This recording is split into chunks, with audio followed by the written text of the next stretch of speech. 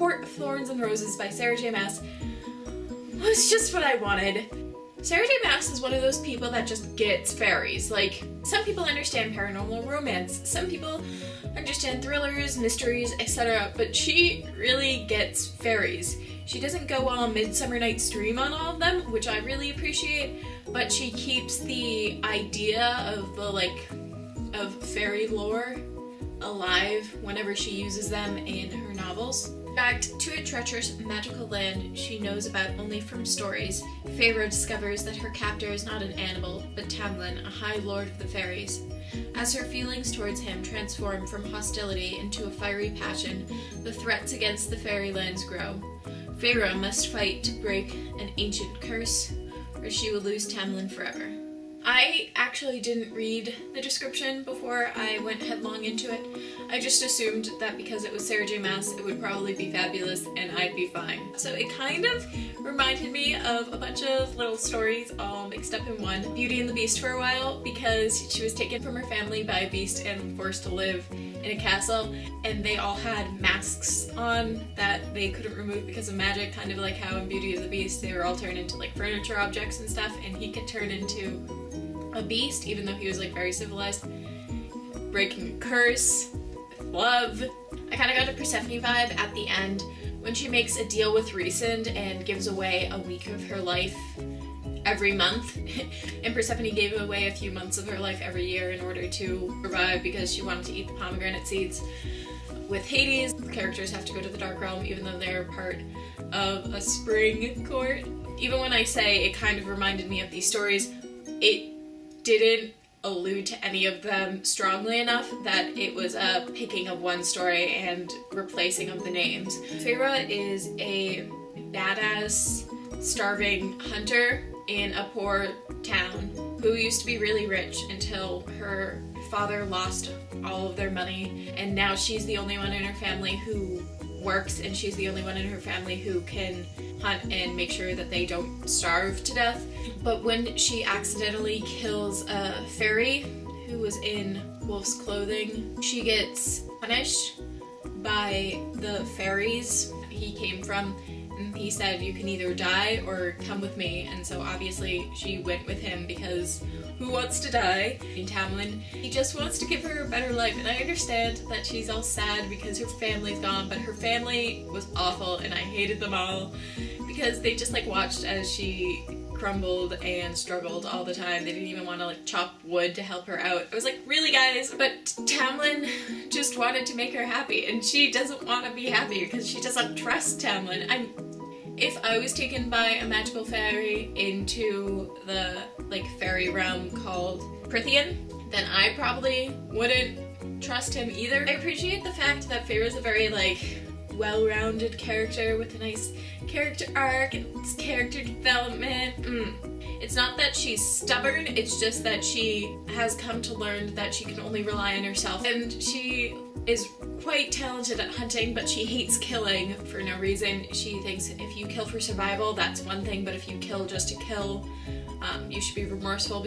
She's really clever. If you do something, she can watch it and learn it really quickly, but she is illiterate, and she likes to keep that a secret from other people because they'll think she's dumb, and she doesn't want them to see it as a weakness. So even though she tries to teach herself how to read, in this book she doesn't get very far because she's worried about what people might think. She's also a really talented artist. Tamlin gets her paints and easels and stuff, and she just paints all the time when she's at Tamlin's castle.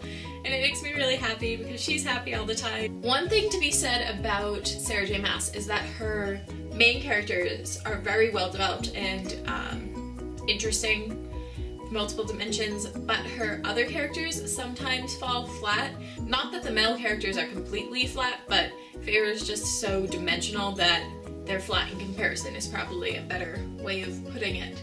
So Tamlin is the High Lord of the Spring Court who can shift into like a wolf type animal. He was brought up to be like the warrior of his court, but then when all of his other siblings died, he was the one who had to take High Lordship. In case I didn't say it before, Feyre and Tamlin like fall in love, and it's really cute because she's a human and he's a High Lord, and it's not supposed to happen, and it's just adorable. The entire spring court is facing a mysterious blight that's left them without a lot of their former power, and has basically glued masquerade masks to their face. So basically it'd be like this, but I couldn't take it off. I mean, obviously nobody wants a mask strapped to their face for 50 years, but like, I'm very sorry for the spring court. And they chose like foxes or different animals, so like all the stable boys wore horse masks, and now they're stuck in horse masks for the rest of their life. And then there's Lucian, who is advisor of Tamlin, and technically he's from the Autumn Court, but he left the Autumn Court because they were cruel, and he's kind of extremely mean and doesn't necessarily think about other people's lives, although towards the end he started really caring for Feyre in like, hey bro, we can get through this kind of way. Rhysand is essentially Amarantha's male mistress, and he'll do whatever she wants. She has control over a lot of the fairy courts. She's killing people and doing a bunch of bad things to the humans, and she may or may not be. She's the one who came into all the fairy courts and was like, okay, so I'm gonna take all your magic, and here's some curses. Have fun. From here on out, there'll be spoilers because there's no way I can't add spoilers. It's just all spoilery. There's been a curse placed on Tamlin because he was really mean to Amarantha and said, oh, I'd rather sleep with a human girl than sleep with you. She put a curse on him where he literally had to make a human girl fall in love with him before he would be rid of Amarantha, and if he did that, then he would be free of the blight. And surprise! It was almost broken by Feyre, but then she was in trouble, and Tamlin loved her too much, and so he asked her to go back home where she'd be safe 3 days before he broke the curse, and he just left. No. It was really depressing. I don't know why she didn't stay for 3 days. She should have stayed for the 3 days. Tamlin would have been fine. Feyre would have been fine. They needed to not do the thing that they did. When Feyre got home, she realized her family was well taken care of and that she no longer had to worry about them, which was nice, and it closed up that like plot line. But he still, it was a bad choice. Just a bad choice. And then she comes back because obviously she wants to save Tamlin when she hears that a bunch of things are going wrong, and looks for him, and then goes into like a mountain cave where Amarantha rules from. And the summer courts, like all of their slaves and stuff, it's really sad, and so she makes a deal with Amarantha and has to complete 3 challenges before she'll let everyone go and the blight will be gone. Then she gets like tortured in between a bunch of times, and she has to do a lot of housework that loops into itself. If she breaks bones while she's in the challenges, nobody can heal them, so she can easily die. Rhysand made a deal with Feyre, and now they have exchanged him healing her arm for her going with him and living with him in the Night Court 1 week per month. In between all of the battles and stuff, she had to escort him essentially to parties, and then he'd feed her fairy wine and she'd black out and then wake up, and people were like, well, you were dancing all over the place, mostly on his lap, have fun with that information. Later on you learn that Rhysand was actually just trying to get Tamlin angry and mad enough so that he would kill Amarantha when the blight was broken, but before you knew that, you just think he's like mean and cruel and icky. I'm interested to see how that will play out. I don't think he'll be a love interest, but I think he'll be a close friend. The last challenge was her having to slaughter 3 people, 2 of which were random, and so she killed them and was like, well, it's for the greater good, like I'm freeing the spring court. And the 3rd person was actually Tamlin. She trusts her own instincts and stabs him, and then he's fine and she wins. And Amarantha did not expect that and was very mad, and she was like, no, I'm not gonna free you, solve the riddle. And she solved the riddle, and then Amarantha was like, what are you? You did all the riddly things. and then Feyre died.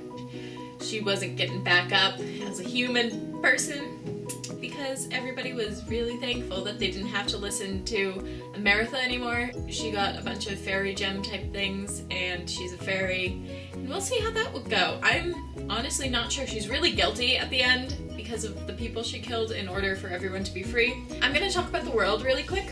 Your human world and your fairy world, but they're both in the same plane. And so in this realm, fairies can lie. They're not affected by iron. They are affected by white oak ash or white oak weapons. Spring, autumn, summer, winter, day, dawn, night. So you have your courts. And then there's far away, there's a land of fairies not ruled by a court, which is against the major fairy rules. They're ruled by a king, and that king wants to kill all humans. So that's our major conflict at this point, is that we have a fairy king that wants to kill all humans and get rid of the treaty that protects them from being slaves and us taking all of their land and stuff. And by us, I mean fairies. So The Court of Thorns and Roses was a really good book. It makes me happy, and it was just like what I was in the mood for. It's a good YA romance kind of kick-butt book with a set of really interesting characters and worlds. Like if you like this video, comment below if you have any suggestions for future videos or comments on this book, and click subscribe if you want to see more of these. Bye guys, happy reading!